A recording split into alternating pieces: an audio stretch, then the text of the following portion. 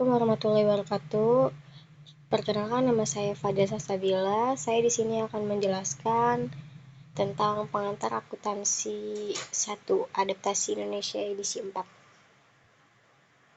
Bab 7, persediaan. Tujuan pembelajaran.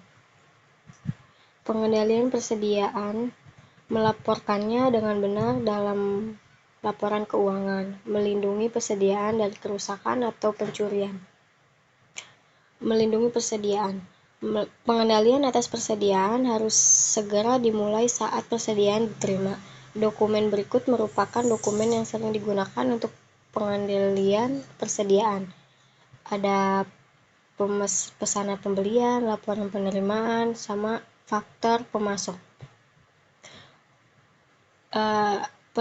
Melindungi persediaan, pesanan pembelian atau purchase order memberi wewenang atas pembelian suatu barang dari pemasok.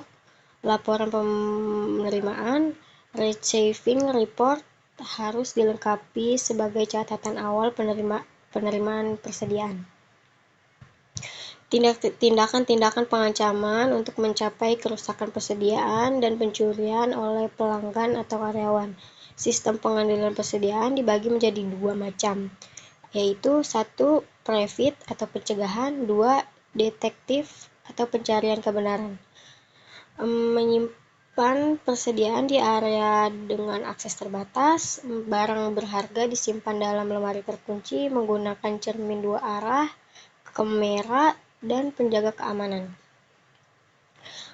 Melaporkan persediaan.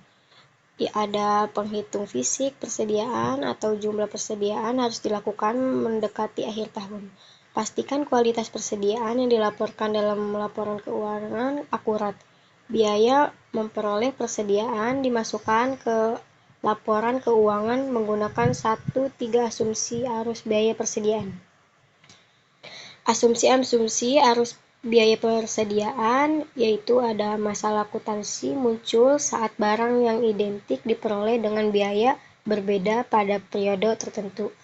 Saat tertentu barang dijual, perlu dilakukan penentuan biaya per unit dengan menggunakan asumsi arus biaya dan metode biaya persediaan terkait. Yang kedua ada asumsi arus biaya. 1. Arus biaya dimulai dengan urutan terjadi biaya. Yang kedua, arus biaya merupakan rata-rata seluruh biaya. Metode biaya persediaan. Masuk pertama, keluar pertama. Barang dibeli, biaya rata tertimbang barang dibeli, barang dijual. Asumsi 3, unit identik dan barang X dibeli selama bulan Mei 10 pembeli 1 unit sebesar 9.000, 18 pembelian 1 unit 13.000, 24 pembelian 1 unit 14.000, total 3 unit sebesar 36.000. Harga rata-rata per unit 12.000. Totalnya 36.000 dibagi 3 unit. Metode biaya persediaan, identifikasi spesifik. Unit yang terjual dikenali dengan pembelian tertentu.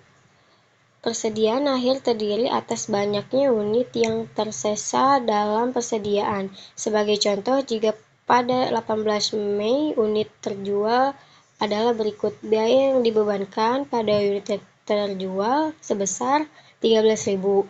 Laba bruto sebesar 7.000 dan persediaan akhir sebesar 23.000. Metode biaya persediaan masuk pertama, keluar pertama, first in, first out. Diasumsikan unit yang terjual adalah unit yang pertama dibeli. Persediaan akhir berasal dari barang-barang yang dibeli paling akhir. Metode biaya rata-rata tertimbang. Beban pokok, penjualan, dan persediaan akhir ditentukan dengan metode biaya rata-rata tertimbang. Metode biaya persediaan dalam sistem persediaan perpetual, data barang 127b digunakan sebagai ilustrasi sebagai ditunjukkan pada tabel berikut.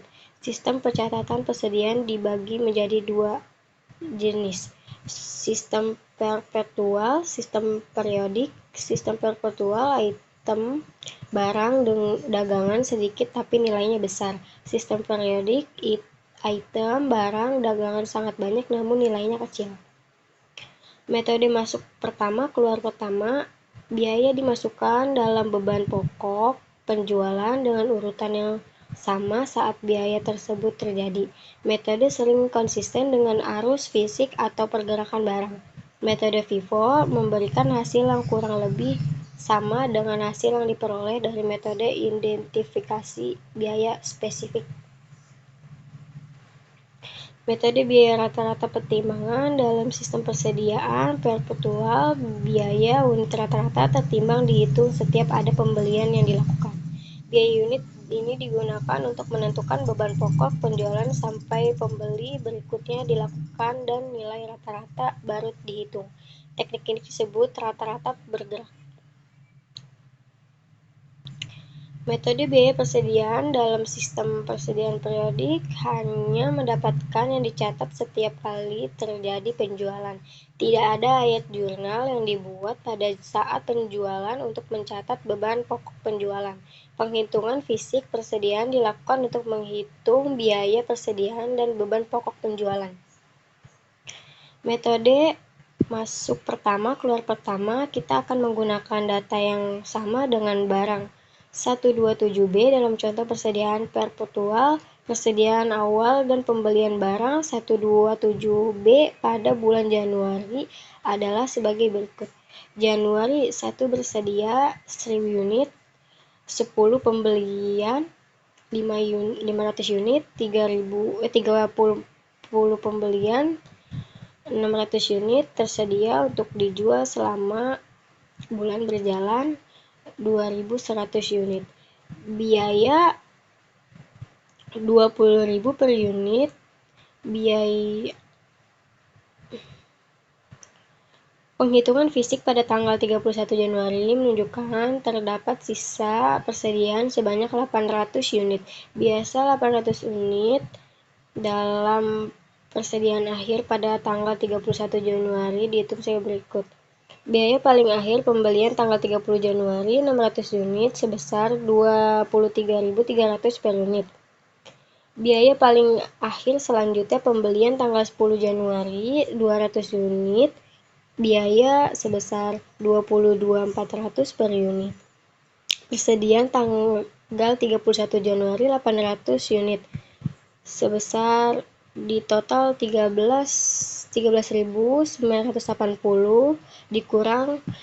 ditambah 4.048.000 sebesar jumlahnya 18.640. Beban pokok penjualan sebesar 26.720 seperti tunjukkan berikut ini. Arus biaya FIFO. Metode biaya rata-rata tertimbang. Biaya unit rata-rata tertimbang dihitung dengan cara berikut. Biaya rata-rata tertimbang, biaya unit yang tersedia untuk dijual, unit tersedia untuk dijual.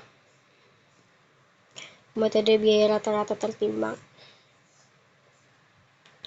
FIFO dan persediaan rata-rata tertimbang biasanya akan menghasilkan jumlah yang berbeda untuk 1. Beban pokok penjualan, 2. Laba bruto, 3. Laba neto, 4. Persediaan akhir. Penggunaan sistem persediaan perpetual, laporan laba rugi atau parsial. Biaya merupakan dasar utama dalam penilaian persediaan dalam laporan keuangan. Persediaan dinilai berdasarkan pertimbangan lain selain biaya dalam kasus berikut. 1. Biaya menggantikan barang dalam persediaan berada di bawah biaya yang dicatat. 2. Persediaan tidak dapat dijual pada harga penjualan normal yang disebabkan oleh kondisi barang yang cacat, perubahan mode, rusak, usang, atau sebab lainnya.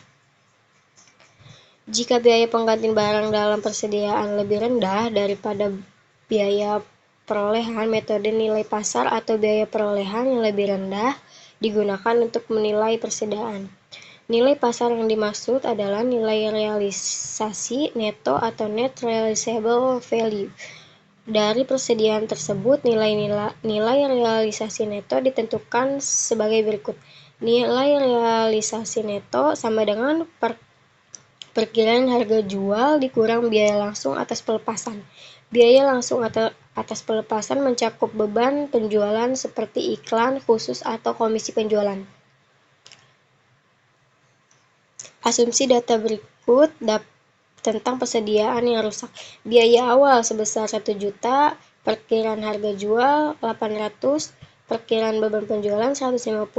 Dalam penerapan LECM, nilai pasar dari persediaan adalah 650.000 dihitung sebagian berikut. Nilai pasar atau nilai realisasi neto sama dengan 800 dikurang 150 sama dengan 650.000.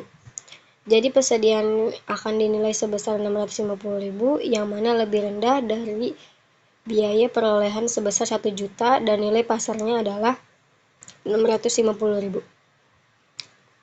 Metode LCM dapat ditetapkan dengan salah satu dari 3 cara biaya harga, pasar, dan penutupan harga dapat ditentukan untuk hal berikut. 1. Setiap barang dalam persediaan kelas atau kategori utama dalam persediaan secara keseluruhan. Persediaan biasa disajikan sebagai aset lancar dalam laporan posisi keuangan. Hal-hal berikut juga dilaporkan. 1. Metode untuk menghitung biaya persediaan, FIFO atau biaya rata-rata timbangan. Metode nilai persediaan, biaya atau nilai pasar atau biaya yang lebih rendah.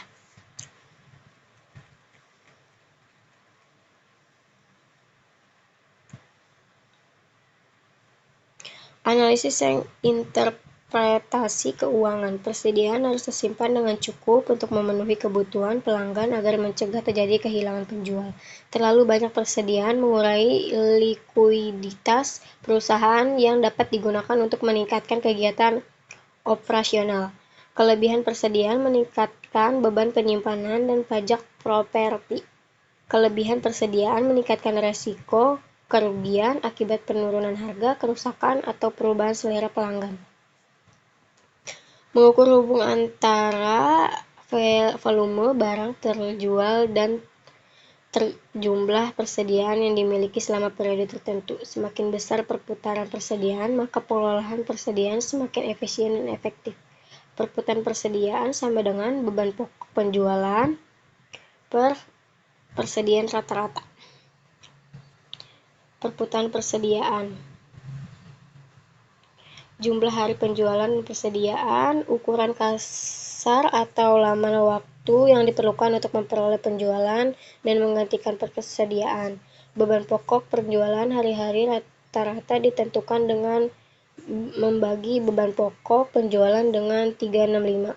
Jumlah hari penjualan dalam persediaan rata-rata per beban pokok penjualan rata-rata harian.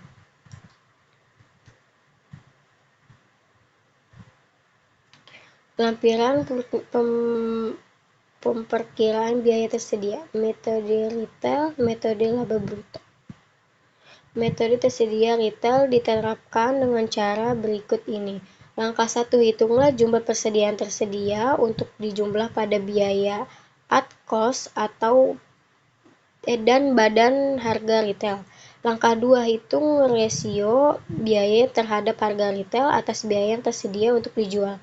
Langkah 3, hitung persediaan akhir pada harga retail dengan mengurangkan penjualan dari persediaan tersedia untuk jumlah pada harga retail. Langkah 4, perkiraan biaya persediaan akhir dengan mengalihan persediaan akhir pada harga retail dan rasio biaya terhadap harga retail. Tampilan penentukan persediaan dengan metode retail.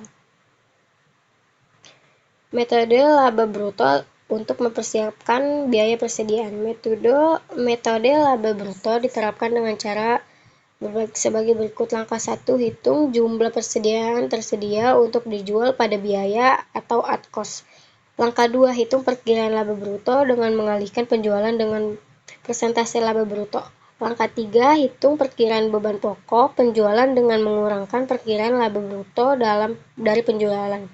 Langkah 4, perkirakan biaya tersedia akhir dengan mengurangkan perkiraan beban pokok penjualan yang tersedia untuk dijual.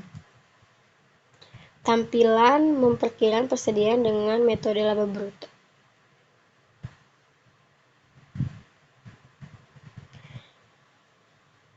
Sekian penjelasan dari saya, kurang lebihnya mohon maaf. Wassalamualaikum warahmatullahi wabarakatuh.